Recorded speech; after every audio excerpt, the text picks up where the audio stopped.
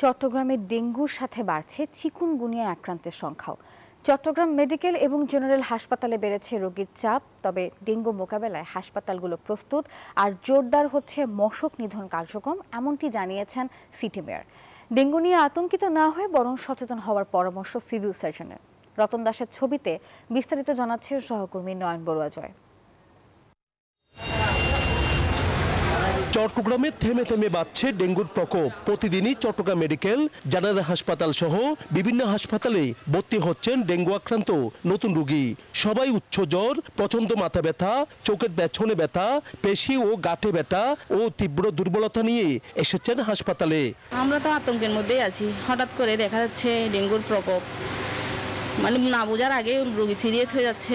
Daily আমার গতকালকে তো 4-5টা রিসিভ করছি, প্রায় আসে এখন 30টা থাকে প্রায় এভারেজ। ডেঙ্গুর পাশাপাশি চিকুনগুনিয়া রোগীর সংখ্যাও বাড়ছে চট্টগ্রামে। সিভিল সার্জন বলছেন বান্ডেল থাকলে প্রতি সেনমানিতে টাকা বাঁচবে।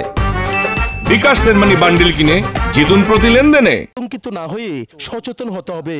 আপনারা ভয় পাবেন না, আপনারা সতর্ক থাকবেন।